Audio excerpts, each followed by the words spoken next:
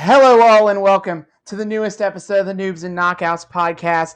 I'm Austin. I'm a knockout. I've watched a lot of wrestling. I'm David. I'm a noob. I haven't watched a lot of wrestling, and I really don't want to watch more wrestling tonight, but here we are. Life is pain. What could make David so sad but a return to the new generation?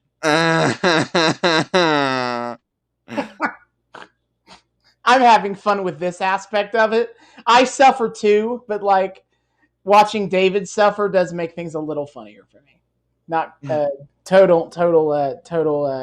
full disclosure here. Yeah, laugh it up, asshole. I'll enjoy. So, where are we at today? Today we get to watch the very patriotic July 4th, 1994 episode of Monday Night Raw. Oh, good. I can't wait to see what the new generation does with patriotism. I'm sure it'll be very smart and nuanced and entertaining. I'm pretty sure. I have a feeling it'll be very boring, to be honest. How good. You know what? Better than explosively problematic. Hey! So, what has happened in the last three? It's been 3 episodes since our last trip down this little fun time. What's been going on? Not as much as I'd like, to be honest. You know, I like to feel like things are progressing if I'm going to sit through these episodes anyway, but kind of didn't feel like that. Kind of the biggest plot point for me to hit on is King of the Ring happened. And what happened in King of the Ring? I guess 2 big plot points worth talking about. 2 points. First, the WWE Championship match. Remember, we had Bret Hart versus Diesel. Oh, dang, we're already there. Okay. Yeah, that match happened, and Bret Hart retained. And it was kind of the interesting thing coming out of it is that he didn't win straight up. Is King of the Ring saw the return of Jim Neidhart. You might remember him. He was Bret's tag team partner when they were in the Hart Foundation back, Yeah, the thing about Jim Neidhart is that, I don't want to... I would feel bad disparaging Jim Neidhart because he's not terrible, but he's not great as a singles act. And so his career is kind of it peaks when Bret is available for him to be a team with. Okay. And when Bret is doing his solo thing, between the 80s when he's in the Hart Foundation and then in 97 in the Attitude Era when he's part of the new Hart Foundation when it's a bigger group, are the career highlights of Jim Neidhart, period-wise. You know, that middle section where Bret's is the babyface champion kind of going at it on his own, Neidhart's just kind of there. But he comes... So did he come back to, team up? Yeah, I'll get to that. Okay. But he comes back to this episode to interfere on Bret's behalf. And so he kind of... Diesel has the match won in the sense he hit Bret Hart with the power bomb. But then Jim Neidhart just runs in and decks Diesel, which is a disqualification. Match is over. Diesel wins, but in wrestling, you can't win a championship on a disqualification. So Bret Hart is still the WWF champion. Okay. Seeds are being planted here for Diesel's inevitable face run. Is my point. Oh, okay. He's technically a heel, but Vince McMahon has eyes on him as the new Hulk Hogan, and all. Yeah. And so we're setting him up to be a more sympathetic character. Cool. Okay. But that hasn't really. Shawn and Diesel have had pretty much no major role in the last 3 episodes of Raw. So, how do they feel about this? Don't really know. Okay. Cool. Great I don't know what they're about. Anyway, so yeah, at the beginning of this is early in the pay-per-view. It's like Jim Neidhart is he teaming up with Bret again? Is Bret going heel? But you see, that was but a twist. That was not a twist. That was in fact a red herring. That's the right word. Because later in the show, you get the King of the Ring tournament finals, which is the other thing I need to talk about. And Owen Hart is in the finals, and Jim Neidhart arrives to help Owen cheat to win. And he's not aligned, and Jim Neidhart revealing he's not aligned with Bret Hart. He's aligned with Owen Hart. Oh, are they? Wait, are Owen and Bret opposed right now? Yes, they're in there. Oh. Yeah, Owen Hart's in his like, I beat Bret. I'm the better brother. Why am I not WWE champion? Oh, this thing. Yeah. Okay. Yeah. Mm-hmm. So, and he won King of the Ring, and he had a whole big coronation ceremony, as you do. He crowned himself the King of the Hearts. Jesus. And so, yeah, the King of the Ring was kind of there to, I think, to really establish, kind of set up Owen. Because here's spoiler warning where this goes. Bret Hart is going to face Owen for the WWE Championship at the next pay-per-view, SummerSlam, and that's where we're kind of building to now. Yeah. And so I think this was kind of a move to kind of legitimize Owen Hart as best they could. You know, between him beating Bret at WrestleMania back earlier in the year and then now winning King of the Ring, it kind of gives him this like launching pad for that kind of moment. Which is even more cruel knowing how Bret or Owen's career ends up. But anyway, yeah, you know, and the King of the Ring is kind of inconsistently used for this kind of thing. Like sometimes it means that they get a WWE Championship match at the earliest convenience. Sometimes it means they just call themselves a king for a while. But I appreciate it when they use it as like a championship match opportunity. Yeah, no, I appreciate the I almost said the Brets. I appreciate the Hearts like when they're actually utilized well. So it's nice to see them kind of getting to have some fun here with each other. Yes, and their match at SummerSlam is bangers, which we're gonna watch, but we're not there yet. We're not there for a while. Okay. I'll be patient. I guess the other thing worth mentioning about Bret is Bret hasn't been seen on TV since King of the Ring. I believe that changes this week. But it was announced that, the 1-2-3 Kid, we saw him a little bit, or last time he was there, as like the most athletically gifted one here. Yeah, no, God, they're good. They're good. Yeah, and so the Kid, they wrote in the story that like he impressed so much at King of the Ring. I'm forgetting where. I think Owen Hart beat him. I think it's where that is what happened there. And then so they announced that next week on Raw, and don't worry, we'll watch that episode after this one. Not today, but like I figured. Yeah, is they have announced that the 1-2-3 Kid will face Bret Hart for the WWE Championship. Okay. And I'm pretty excited about that match because I have a feeling it's going to be really, really good. I feel like 1-2-3 Kid from what you've told me is pretty promising. So putting him against the Hart feels like maybe actually good utilization of your fighters here. Yeah. Only other thing really worth talking about from King of the Ring is this is an infamous pay-per-view, and we didn't want to rewatch it. It didn't really make sense for this storyline, but it's worth mentioning how funny it is because it's famous for Art Barr. Art Barr is a former professional football legend from Baltimore, and this pay-per-view took place at Baltimore, and so he showed up. They put him in at a guest commentary role. The bad news is Art Barr clearly doesn't know anything about wrestling. He clearly never watched it before because he asks really dumb questions the entire show. Oh no. And by I mean dumb questions, I mean things like when Shawn Michaels comes out with Diesel, he goes, "Is this guy one of the wrestlers?" Every single match, he's like, well, "How much does this guy weigh?" And that's the famous line from this is every single match. He's like, "How much does this guy weigh?" Honestly, that kind of sounds entertaining in its own dumb way. It is. It's very funny to look back on, especially because kind of the real story here is Randy Savage and Gorilla Monsoon are the commentators along with him.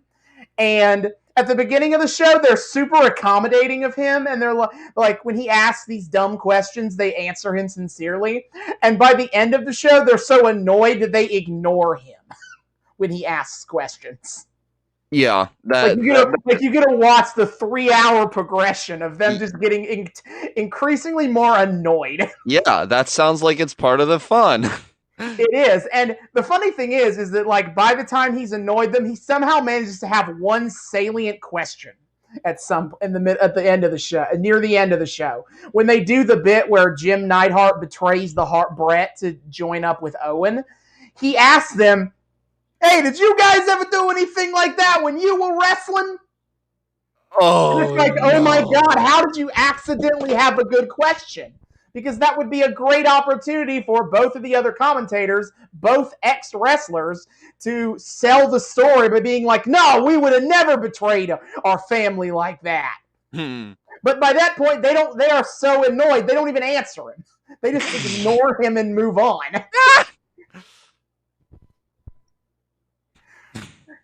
Oh yeah, I guess the only other match result is Roddy Piper beat Jerry Lawler. Whoop-de-doo. I don't really the whole storyline. That thing paid off. Okay. Yeah, that storyline was terrible. The match was terrible. No point in saying anything more. Cool. So the only other story that's really been progressing besides this Hart family business is Ted DiBiase continuing to buy the services of other human beings. Well, so his entire career. What else is new? Yes, but he's having a real career renaissance as he's now no longer only has like one black manservant. Now he has like a whole group of like first of all, white people, but also a whole cast of people that he's paying.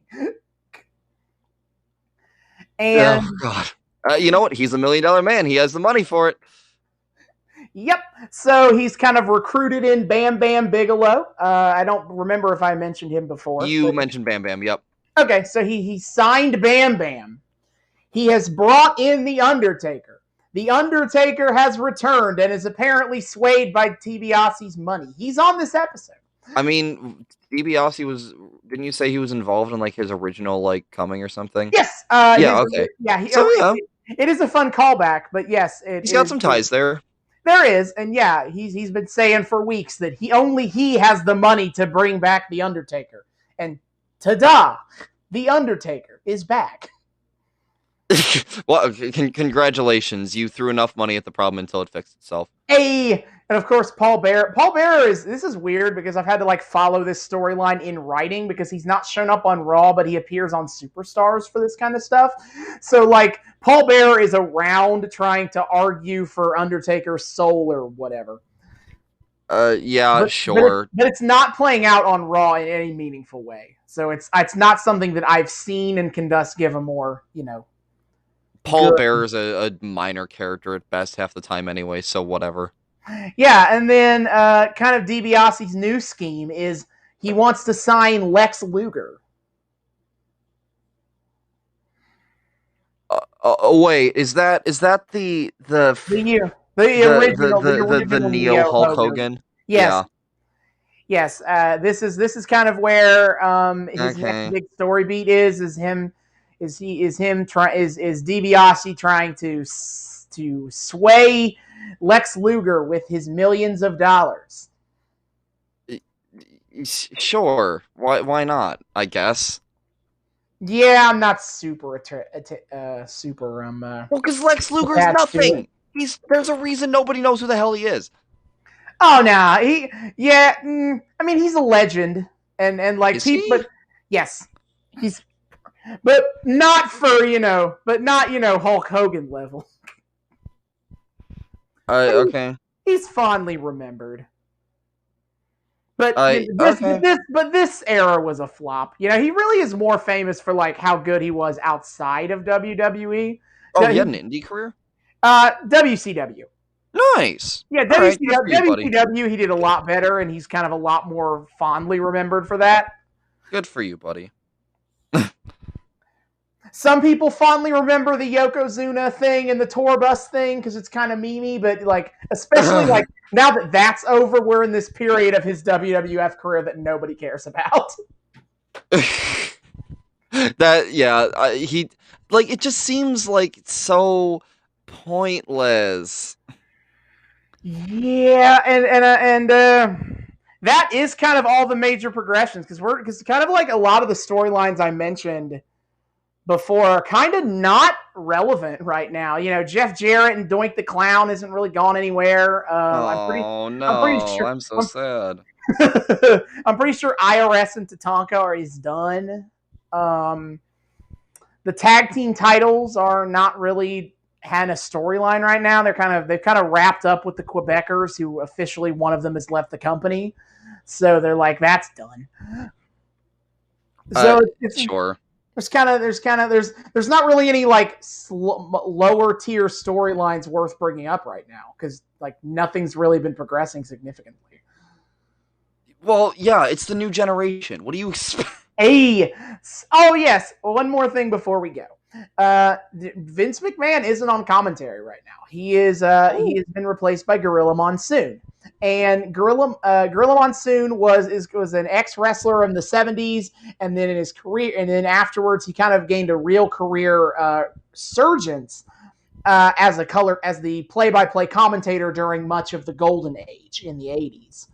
Like he was the play-by-play guy during WWF's first major popularity height. Okay. So he's still part of the company now. They mostly faced him out in a backstage position, but he's back right now because this time in period is he mentioned that Vince McMahon is recovering from neck surgery earlier in one of the earlier episodes, which means it is the steroid trial era. Yes! Because that's when Vince McMahon got the neck surgery so that he could be in court with the neck brace on. Well, oh, wait, did he do that for sympathy points? Yes. Oh, that weaselly little bastard. He did. So, yeah, this is this period of time where Vince is not on TV because he's made it himself in court. We're tired of insulting our audience's intelligence. This is good time. Good times indeed. Yes. Okay. This makes me a little happier knowing that behind the scenes Vince is having to deal with the drug trial. He is having the worst time right now. Good. Fuck you, Vince. Oof. Okay. A little bit of joy brought back to my life. And there we have it. That is our opening. That's our opening half. We are good to go to watch the show. We'll see you guys in the back half. And we are back. We have just finished the July 4th, 1994 episode of Monday Night Raw.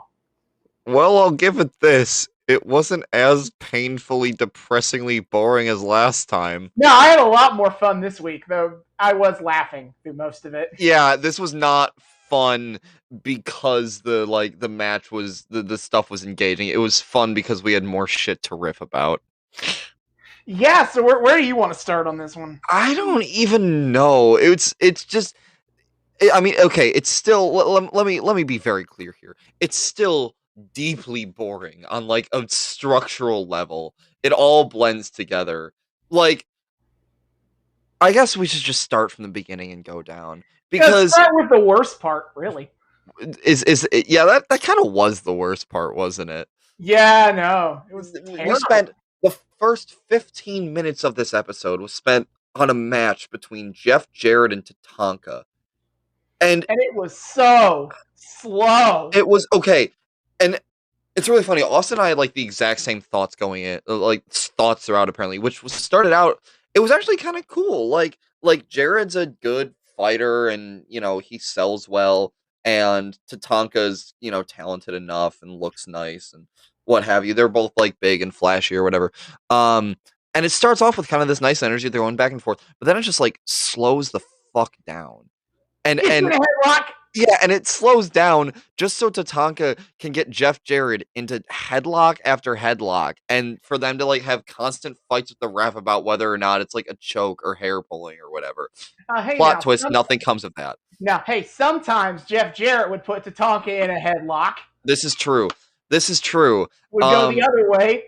And the best part was we had a weird like middle part of this match where Tatanka loses by countout, and it's a dumb countout because he loses by countout despite the fact that Jeff Jarrett gets out of the ring at one point, but that doesn't reset the clock. But apparently Jeff is pissed about this, so he's like, nah, fuck this, restart the match. I want to win my own way. And then we keep slogging through with the same shit. Yeah, okay.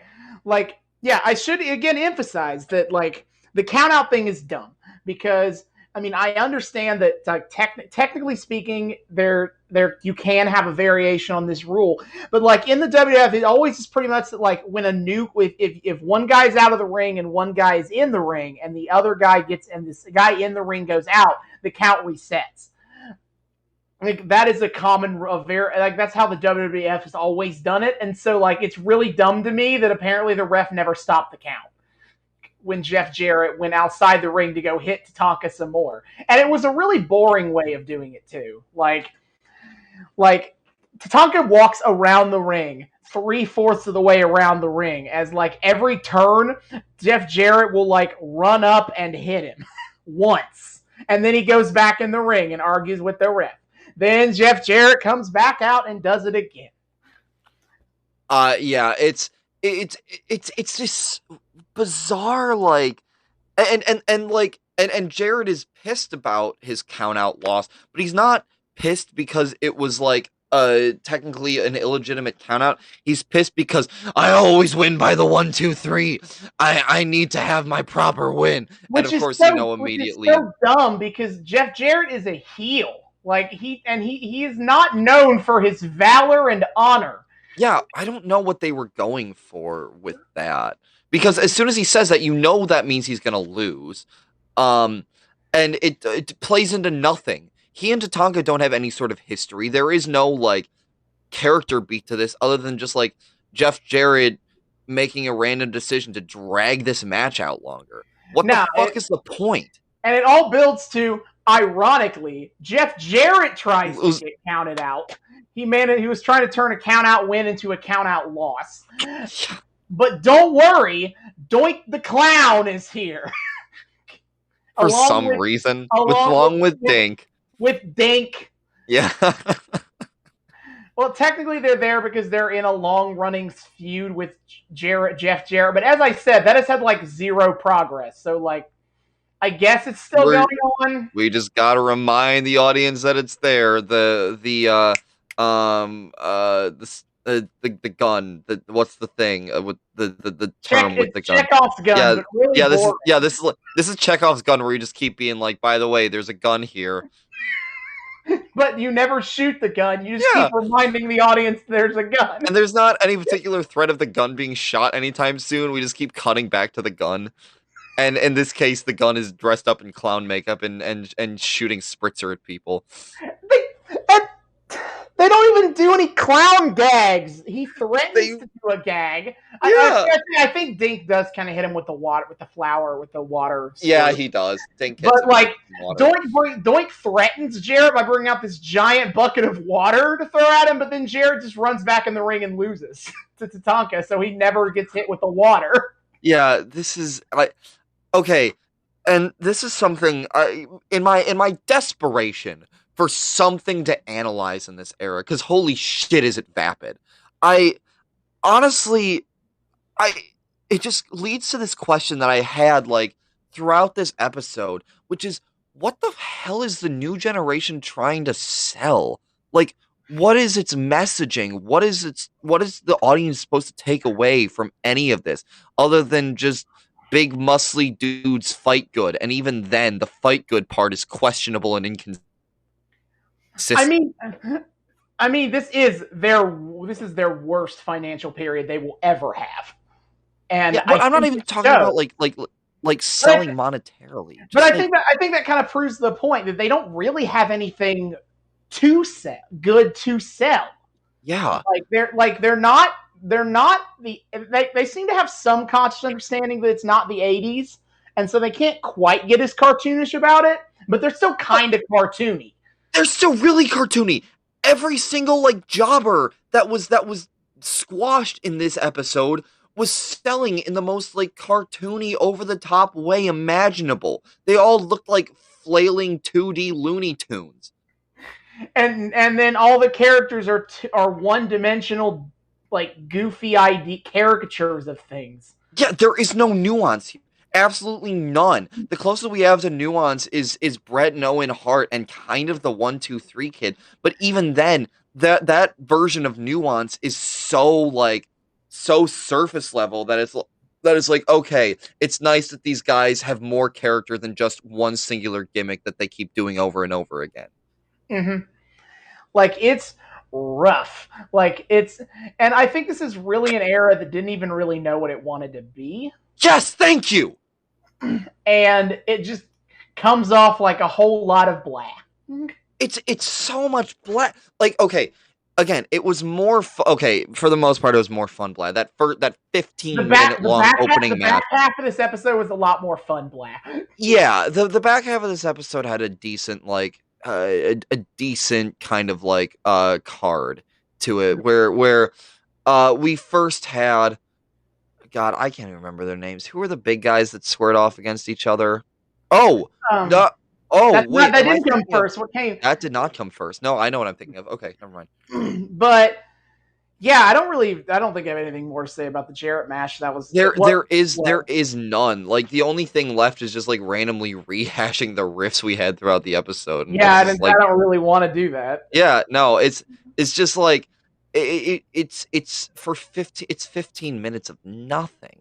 And a 45-minute episode. It takes up a third of the runtime, and for what? Something that has absolutely no plot significance, I guess, aside from, oh, hey, here's a reminder that Doink and Jarrett are feuding. What a fucking weird combo to make feud. Woof. Yeah, but then the next part of the episode, I think, is the best part in terms of actual plot stuff. Is the King's Court again. I mean, this wasn't as entertaining at King's Court as last time. It was more entertaining to watch 1-2-3 Kid dick be a dick to Lawler. Yeah, no, but this felt like what the fuck? I guess Jerry Lawler's interview segment is kind of accidentally the best part of the show again. Yeah, again, of only for story progression reasons. Which is well, I guess no, the end part is story progression too. But yeah, sure. Yeah, but we get this interview where Lawler is, doing his shtick where he does his stand-up comedy routine for a second. The stand-up comedy being just insulting the audience for a minute. That's not even funny. He's just being an asshole. Yeah. And then the 1-2-3 Kid comes out and it is a babyface versus babyface match between him and with the Kid. So between Hart and the Kid. So they're kind of try to put some tension to it of Lawler's trying to instigate something here. And he's kind of I'll be rooting for you, Kid, because he still hates Bret Hart. So he's I'm rooting for you to win the title. But you need to get that mean edge. And Lawler's kind of spends the whole segment kind of needling the 1-2-3 Kid to be get dirty, fight dirty, get mean. That's the only way you're going to beat Bret Hart. And the 1-2-3 Kid is stands fast that, he respects Bret Hart too much. He's not going to do dirty tricks. He's going to win. He's going to, he's going to give it his all. And if he wins, he wins, but he's not going to take the easy way. I mean, it's nice to watch. 1-2-3 Kid is kind of, again, it's a little one note, but at least he has something there of there's a distinct character. He calls Jerry Mr. Lawler, and he calls Bret Mr. Hart. They're clearly going for, this is a young, bright-eyed, bushy-tailed kid that's so happy to be here. And it's not as trying as that sounds. It's charming, and he's good enough at kind of making it charming. And of course he's I'm not doing this for you, Mr. Lawler. With all due respect, I'm doing it for me. And sure, it sets up something that it'll be nice to see how that pays off, I guess. Mm-hmm. Yeah, but it's not. But it's a nice little character beat, but it's not anything groundbreaking overall. No. I mean, again, it's more just it just kind of makes me vaguely 1-2-3 Kid of I like this persona. Yeah. And I know Bret Hart is cool, so let's see how this, goes. Yeah. And then At least gives you something to look forward to. yeah, and yeah, next time we come to this era, we are gonna watch that episode and that match. So at least there's that. I am tentatively looking forward to that, trepidatiously. I cannot imagine it is a bad match. I hope not. I really hope not. I would feel bad. Yeah, I would feel bad if like both of the feature matches all the feature matches we've seen so far are pretty bad. So that would suck. I also want to interject the observation I made at the very beginning of this episode too of hey, at least we're in a bigger arena this time, so I don't feel like so depressed by how financially dire the WWF is. Yeah, it looked a lot nicer this week. I do not know where they were. I didn't catch where they were emanating from. I'm pretty sure they're in New York because I'm pretty sure Lawler made a crack about that. But they're not in the same place they were last time. Yeah, seriously. They look way more like a warehouse. They pulled out all the stops for the 4th of July episode, except, by the way, for making it anything to do with the 4th of July. No, they did nothing. The most they had was Savage, like in a like a American flag everything get up, and then they end the show on a shot of the flag. But other than that, there's nothing to do with it. And the way commentary was talking about it, like, made it sound like the show should have had more to do with the 4th of July, but they just kind of, like, forgot. They're like, oh, whatever. They're like, oh, the patriotic WW or something. They said something patriotic, and I was like, oh, yeah, this is supposed to be a 4th of July app. I know, like, it's kind of weird that they kind of let that go by. I mean, literally, because of the way calendars work, they don't get to do a 4th of July show every year. It's so bizarre to me that, like, it's I don't even know, like, even stuff that should feel like, basic, easy, like, moves for them to make to get, like, something more out of a show, they don't even seem capable of, like, grasping the idea of doing. Like, why was Lex Luger not here? His thing is he is made in the USA. Why was Luger not on the show at all? Didn't even get his Ico Pro commercial. We got Razor Ramones again. Again. Doesn't even have the frickin' catchphrase on it. Ugh. Yeah, Nor do they have their women's champion whose name and outside of America is literally a joke on this. Their women's champion is Alundra Blaze. When she was wrestling in Japan, she went as Medusa, which was a portmanteau of made in the USA. Oh my god. I will say this. So we don't get to see either of them. I will say this, to some extent, the piss poor writing makes a little more sense now that fucking McMahon is being put on trial for steroids. He is not here doing anything. He is not here writing the show. But even when he is here, he seems fucking incapable of doing anything intelligent in this era. Ah! Jesus, was Vince Russo really like the shot in the arm that got McMahon to stop being a dumbass? Because, like, holy shit, in the new generation era, yes. What the hell? Imagine how pathetic you have to be to have an edgelord like Vince Russo be your, like, shot at revival and be like, oh yeah, maybe I should actually do something intelligent with my writing again. Ugh, this era is so terrible. It's so nothing. Nothing makes sense. There's no sense of theming. There's no set. Like, I feel like there's no sense of urgency to anything. No sense of urgency. Yeah, it just feels like it's spinning its wheels, which is depressing. Which is sad when it's happening every week. Yeah, no. They're spinning their wheels on a weekly basis. Yeah, even like, Jesus Christ, even the 80s, the cartoony, dumb 80s, where I will, like, never stop ranting about the awful sexual politics they insisted on putting on display week after week. At least that was, like, some thematic coherency, as opposed to this, which is just nothing more than what's happening on the surface. God. And the worst part is we're filling our episodes with goddamn jobber squashes. So we can't even say there are good matches to be seen here because there's not. The most entertaining part is seeing how cartoony the jobbers get and how they sell. That is a highlight of watching these old school episodes with jobber squashes, how goofy the jobbers look. That is a highlight. Yeah, no. So I guess we can transition to the first of these jobber squashes. Might as well. Let's go for it. This was Jim Neidhart, which it took me. Honestly, I forgot this match happened until we started recording this episode, and I was thinking back through the episode. I forgot it happened, and I was like, "What did that? Oh, that did happen." Yeah, I mean, not a whole lot going on here. Like Jim Neidhart just literally with no fight back. None of the squashes tonight had like a fight back. It was. Just, I think Duke had a little. Duke had a tiny bit of back and forth. We'll get there in a minute, but first, Neidhart just completely fucks this one guy up without even like a like from moment one. This guy's like cowering in a corner, like, "Please don't hit me, Mr. Anvil."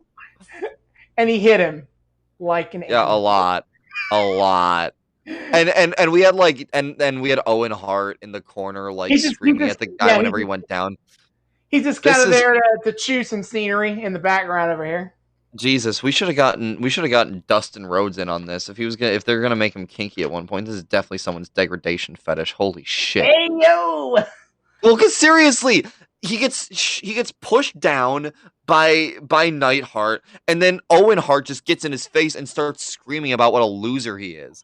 Like Jesus, this is just a level of emotional battery that's just it's excessive at this point. It's not even fun excessive. It's just like, guys, lay off a little bit. Jeez. Yeah, and it's kind of the crowd gets really into this in the sense that like they love chanting Bret Hart at them to piss them off.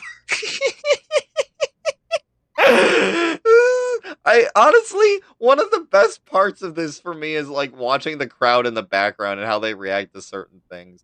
Or don't react like they didn't give a fuck. Or don't react. There was I can't remember if it was during the Jeff Jarrett Tatanka match or if it was during no, it must have been Jarrett and Tatanka. There was this great moment I noticed where like pretty much every single fan in the background and like on the floor seats were all like looking in a direction other than the ring. Like there was a 5-second span where each of them was either like looking directly to the left or to the right, but none of them were looking at the ring. It was such a great image. Nah. Oh God. Not even like the kids were caring. No, they did not give a shit. What they got hype when 1, 2, 3 Kid entered. That was fun. Yeah. They got hype later on, which I'll talk about when we get there. But yeah, no, they got into pissing people off Bret Hart because sure, that's a fun gimmick to do with Bret Hart. Yeah, so Neidhart got the win, obviously, but Neidhart gets the win. The only point of it is to have not even Neidhart, to have Bret Hart turn to the camera and scream about how he's coming for Owen. Or no, Owen turned to the camera screaming about how he's coming for Bret. You're thinking of a different thing that happens later. Yeah, no, but why aren't we having Owen fight a match then? Why is he having Neidhart do the dirty work? He's going to be the one to like turn to the camera and scream about he's coming for Bret. Like, why is the Owen not the one who's getting the easy win to show how dominant and strong he is? Why are we making Neidhart look like the strong one here? It's just it's just. Nothing in this writing makes sense. Nothing is thought through. That's what's so frustrating about this era is just everything feels just thrown together. It feels like there is no thought put to anything that's being put to screen.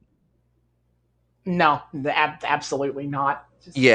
Very baseline thought sometimes, but even then, like, it doesn't go that deep, and most of the time we don't even give a shit about the implication of anything that's like going on in ring. This is wrestling at its worst because the fighting is fucking inconsequential. Mm-hmm. That's when you have bad wrestling. Like both parts of the equation, so to speak, are bad.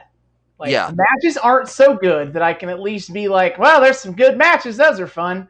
and the storylines are not good enough for me to care about the wrestlers. The writing is serviceable at best, and the fights have fuck all to do with them for the most part, which is just depressing. Like, that's the worst part about jobber squash matches, is that by design, they basically mean nothing. But there are ways you can do jobber squashes that matter. But A, not when you're saturating your whole goddamn show with them, and B, not when you refuse to think more than like one layer deep about anything going on in any of your storylines. This is objectively bad wrestling because you completely lose any sight of the art form of it, and you're just going through the motions without ever considering what the hell you're actually doing up there. God, it frustrates me. You could say that this whole era can go in the trash can. And that is nice segue. Yeah, okay, dude. That is in fact my segue to talk about the next match on this show. Duke the Dumpster Drozy had a jobber squash, and it was the most competitive one of the night. That really says something good about him, doesn't it? Okay, I'm gonna get this out of the way now. I won't make a running joke out of it, but just because I have to do it once at some point in this era, I'm the trash man. I throw a trash can and I start eating garbage. Unfortunately, he does not eat garbage. Disclaimer for the audience, I'm terribly sorry. No. I mean, this might be your only chance. I have no idea if he pops up again. This might be your one chance at that one. All right, well, I'm glad I took it. But yeah, Duke Drozy is here, and it's actually kind of an entertaining match. It's another jobber squash, and it's like a double big guy fight with legendary jobber. You fill this part in? Iron Mike Sharp. Yes, he's He is well known. I don't know his full wrestling career. He probably wrestled outside of being a jobber in the 90s. But he is kind of well known as being one of the more like well-known jobbers of this time period. Iron feels like kind of a contradictory name for a dude whose whole job was to lose. Well, you got to build him up though. You got to make him sound impressive because he's going to lose. Because to make the other guy sound even more impressive. He didn't just beat Mike Sharp. He beat Iron Mike Sharp. Sharp as iron, baby. Anyway, the thing about this match, this feels like a very, very, very diet version of what we saw last week with Mark Henry and Big Show of like two big dudes going at it, but like the brutalism was so much lesser.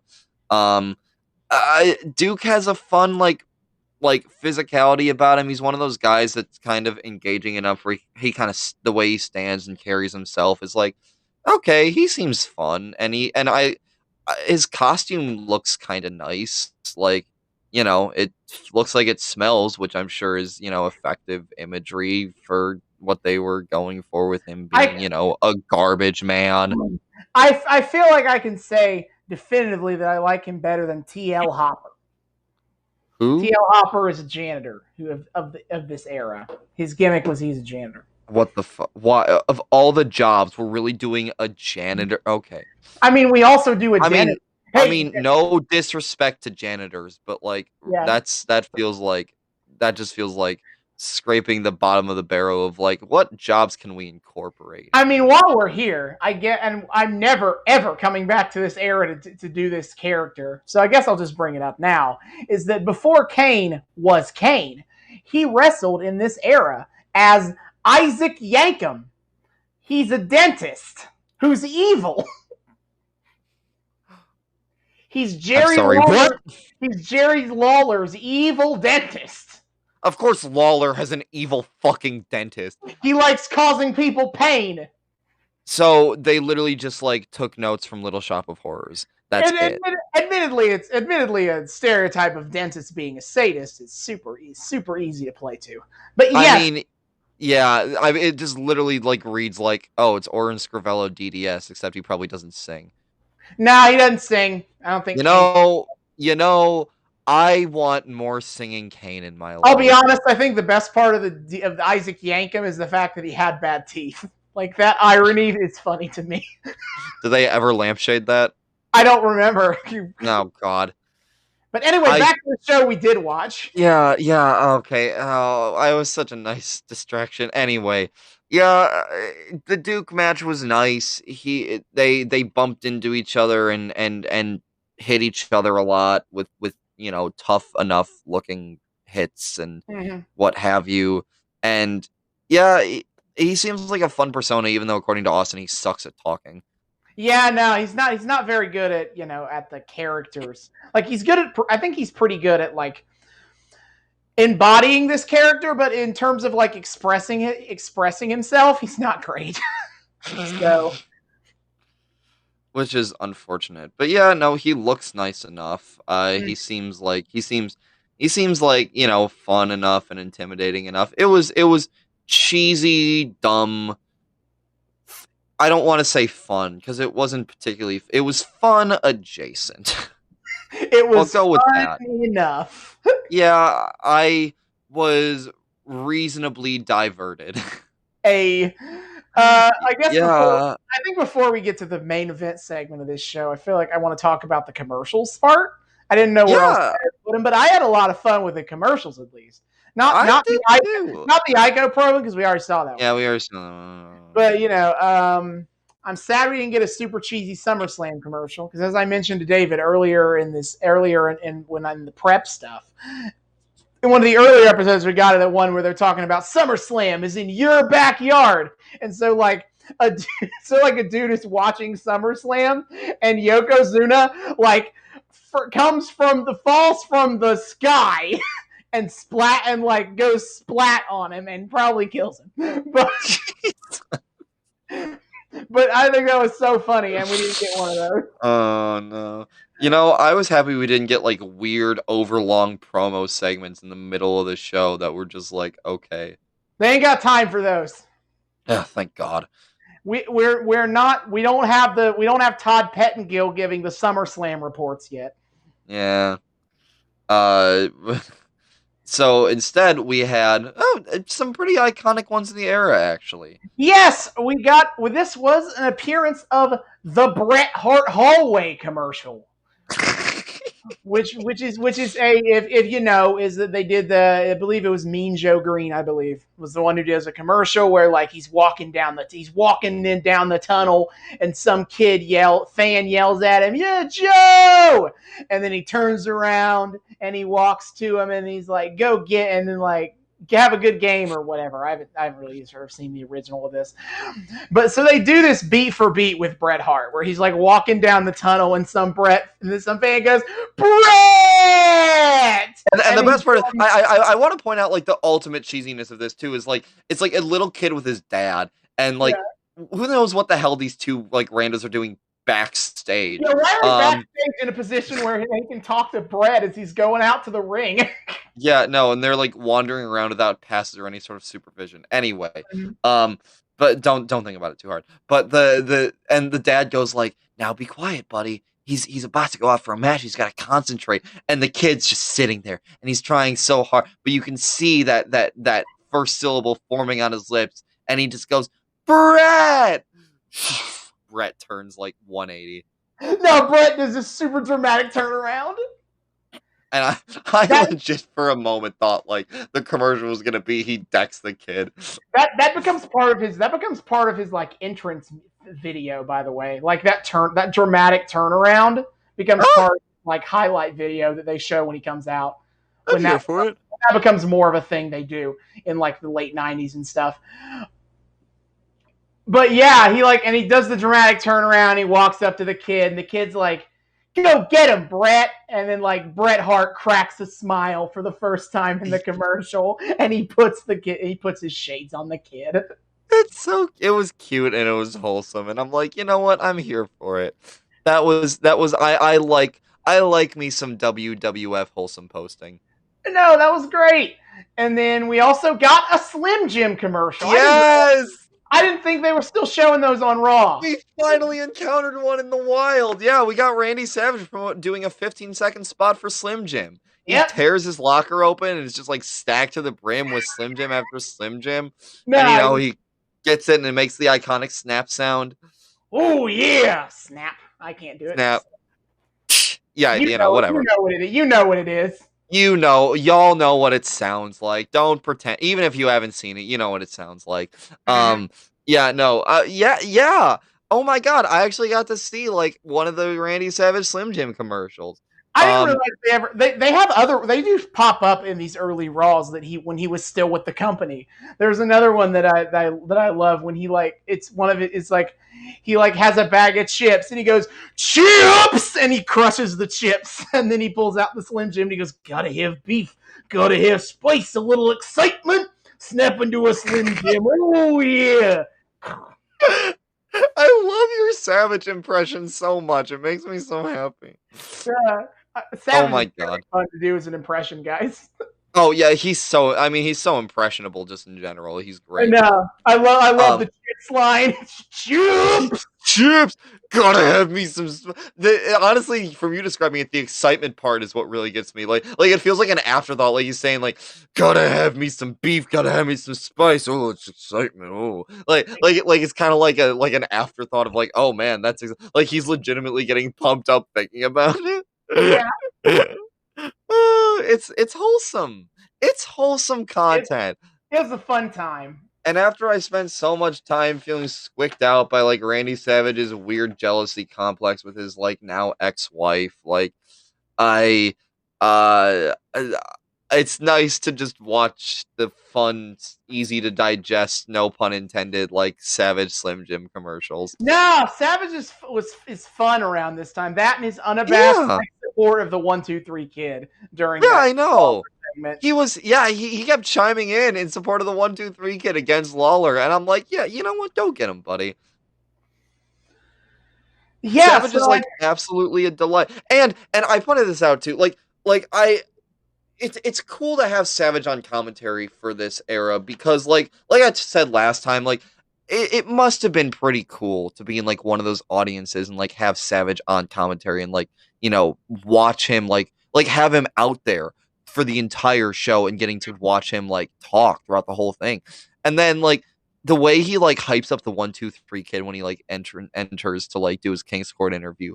I'm just like, God, just imagine like you're in 1-2-3 Kid's position and you kind of are like this younger guy that's worked his way up through the company and you kind of are legitimately just like really happy to be here. And absolute WWF legend, Muscle Man Randy Savage, introduces you as enthusiastically as he would introduce one of his own fucking children. Like that's gotta feel cool. Yeah. I'm here for the wholesome Savage content. Yeah, Savage, as much as this point in time, he was creatively frustrated because he wanted to get back in the ring.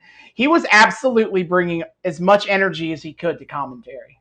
Yeah, and it's just like a nice little sunny spot in a like dismal, like overcast sky of dumb shit.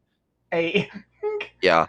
Oh, anyway. Speaking of stuff that honestly I don't think is that dumb, relatively speaking. I mean, it's dumb, but it's fun dumb. Yes, actually fun dumb. So we get the main event segment of the show is you got Ted DiBiase bringing out the Undertaker, who he has swayed with the power of money. Yeah, so he squashes a jobber whose name we didn't even fucking catch, who's like in like this like Waluigi covered colored singlet, which rough. Hey, you know what? I kind of was into The Undertaker this time. I found him to be cheesy, but unlike in the Attitude Era where like the cheesiness feels unintentional because like everything's supposed to be grimdark, here the cheesiness feels a little more intentional, and thus it's like cartoony scary, and I can get into it. He's like actually like okay, his costume's a little dumb because like his sleeves are like cut. I guess, but I love the Western mortician get up. I mean, no, I do too. I like it's got like a weird silhouette to it that I'm not like totally vibing with, but like for the most part, yeah, it's nice. And he's got this nice like, the hair over his face, and he's just like glaring down always, and he's clearly got like some really pale foundation on and shit. So like I kind of got into him this time around, and he seemed like a legitimate threat. Like he just was yeeting this guy and choking him out, and holy shit, just chill, dude. Worst part of the match is that he does his signature sit-up spot. I don't know if for those of you who don't know, like because his gimmick is that he's a dead man, he's like a zombie. Like his signature spot is that like someone will knock him down and then he'll like raise up as if he was like a corpse rising from the dead or some shit. Like that's his signature move. Like that's one of his signature moves as a wrestler, and the camera completely misses it to cut to a close-up shot of DiBiase's face. Yeah, for some reason, for no reason other than just he looks excited. Yeah, like no reason at all. They miss like one of his most iconic like things. Yeah, a really cartoony costume, but I kind of actually for once felt the whole like creepy zombie dead guy vibes. So that's something. Yeah. So after the match, you know, he wins, duh. But then after the match, out comes Paul Bearer, and as I told David, he hasn't gotten to see Paul Bearer in like peak Paul Bearer getup. By the time you get to the Attitude Era, and he stopped being part of like Undertaker's. He stopped being part of Undertaker's act. Like he's let his hair go blonde again, go brownish blonde again, and he doesn't color, and his mustache is that same color, as opposed to then he stops wearing foundation all over his face because this Paul Bearer and dark makeup around his eyes. Yeah. Paul Bearer and as he appeared originally is what he is right now, where he's got the jet black hair, the jet black mustache, he's got white makeup all over his face, and then he's got the makeup under his eyes. Yeah, he's got some serious like Addams Family vibes going on. I didn't say that during the show, but I thought it, but I did not say that.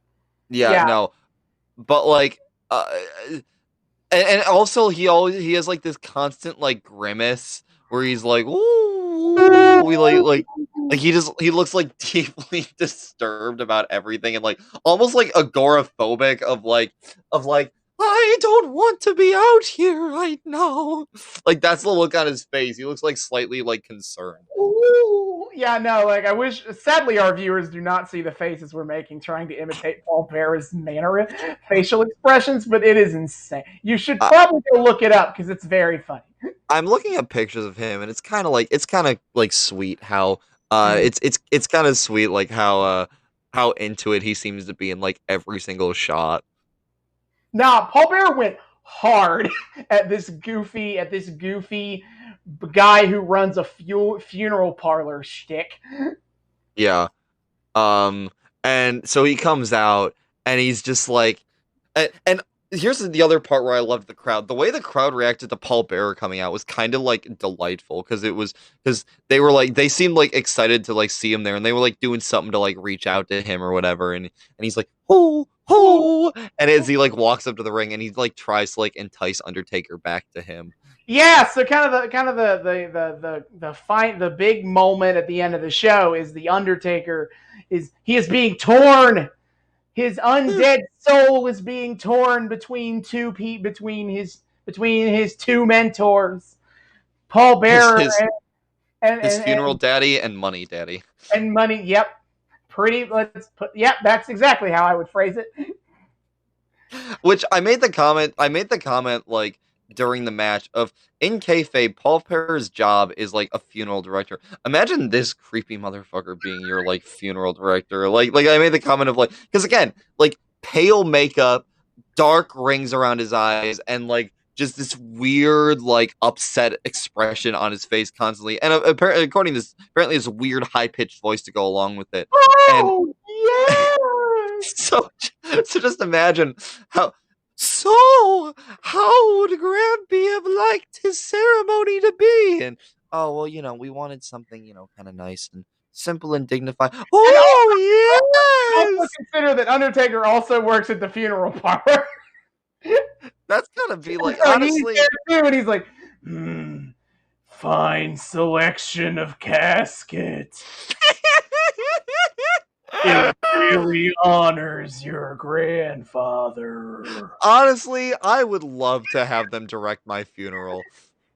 I would that's like my energy right there of just like make everything a meme. Like, it has to be the most ridiculously goofy funerals. Because you got fucking Paul Bearer and Undertaker are the ones putting Oh god. Well, not anymore because Undertaker chooses Money Daddy. He does. It took Ted DiBiase bringing out 2 stacks of $1 money. bills. Yeah, seriously. Again, why are they? You can do better than a stack of ones, you cheap fuck. Like, what? Oh, He was no. able to entice the Undertaker back. I know. Oh man, $20 whole. I mean that'd be enough to entice me, man. Let me tell you. Paul Bearer didn't pay well at the funeral parlor. I doubt he paid anything. Honestly, he seems Nah, like probably not. he seems like you're getting paid in experience. Oh yes. He'd be like, I'm giving you room and board for free. Have Yeah. some respect. If you forgive the pun, he does seem like that much of a ghoul. I mean, I'm pretty sure they put out a comic book that is relatively canon, depending on how you want to look at it. That kind of does paint him in that light. I've read it. I own it. What? Oh my Christ! It's great. But anyway, also I was going to say before we get out of here. I mean, before we get off of this, I would kind of hate poor Paul Bearer had to grow up with that name, and it's like, I guess I have to run a funeral parlor. My name is Paul Bearer. I mean, to be fair, if that's what you look like, you have to have been born to some creepy ass people. I'm pretty sure he was born to the Addams family. Yeah, no, seriously, he's like the lost. He honestly looks like a cross between Gomez Addams and Uncle Fester. He's the long lost brother of Gomez and Fester, and Undertaker is Lurch's long lost child. Honestly, I believe it. I could see that. I mean the tall, dark, creepy stalwartness runs in the family. Mm-hmm. Yeah, no. Now that we've headcanoned the Undertaker and Paul Bearer into the Addams family. Yes. We look at us unironically coming up with more interesting story threads than the actual fucking writer's room. Oof! Anyway. Oh, Jesus. Yeah, they do this beat, and I'm sure we will come back to this again. Because Paul Bearer must free the Undertaker. His Undertaker. Even though he eventually says fuck it and leaves the Undertaker anyway. It's all part of his master plan. How am I supposed to betray the Undertaker if he already betrayed me? Yeah, I wonder if he knew about Kane at this point. And he's just like, and at this point, he's just fucking with him. In kayfabe, yes. In kayfabe, it was all a long con. What? Oh, jeez. Yes, in kayfabe, the entire Undertaker-Paul Bearer relationship is a long con. Man, that has some weird shades to this. But again, that's not an invention of this era. That's a retcon. That's later. Oh, God. I just don't even know what to say aside from, once again, there's nothing. This has nothing to offer. And I can't really muster up more than that after I already kind of went on my rant earlier this episode. But guys, can't we just try a little bit harder? Please? I want to have fun. I don't want to dislike this. I'm sad that I have an era of wrestling that just makes me so feel so meh. It's the ultimate sin of any sort of media apparatus like this to make me feel so indifferent about it. Well, I will say it is kind of relatively in closing, because I pretty much agree with everything, and I don't see a reason to reiterate that. I think that next time we go in the new generation, you will not just feel meh. And that and you also not feel meh in our next episode, because next time we return to the temple. Yes! Because it's time. What will Prince Puma do when he goes face to face with a man who is in fact not a man? He is a machine. Oh, Jesus. I don't know what his real name is, but they call him whoever they is. Oh God! It's actually singular. They Kate is like a non-binary roommate that like came up with his name. Oh, okay. Yeah, exactly. Anyway, oh boy, thank God. Gotta hit the plugs. Oh right, here we go, my friends, my dear friends. When we're in this generation, this new generation, if you will, we are suffering, and it feels so nice to have the solidarity of all of you to suffer along with us. So thank you for that. And next week we look forward to you doing much better than suffering with us. If you would like to join us next time and you do not know how, well, luckily for you, I can tell you. 1, subscribe to us on YouTube. We are the Noobs and Knockouts podcast. 2, follow us on the best places to get podcasts. That would be on Spotify, on Apple, and on Google. On any of those platforms, please leave some comments, leave some likes, leave some reviews, add us to your playlist, whatever you want to do. We love that sweet engagement. Anything to tell us what you think of the show, and just generally kind of help us get more eyeballs and ears on the work we do, because we want to bring more people into this wild, wacky fold of wrestling that we got going. If you want to follow us on our socials, you can find us on Twitter at Noobs and Knox Pod. That's Noobs, the letter N, Knox Pod, because Twitter has its whole hang up about character limits, whatever. You can also email us at noobsandknockoutspod@gmail.com, and that's the letter, or that's the word "and" this time. If you want to just kind of give us some feedback, give us episode suggestions, just generally say hi, whatever you want to do. We always love hearing from you. And finally, we have a nice little Patreon that you can follow if you like. Join our $1 tier to get early access to episodes and get a shout out at the end of each episode. See you guys next time. Hasta luego.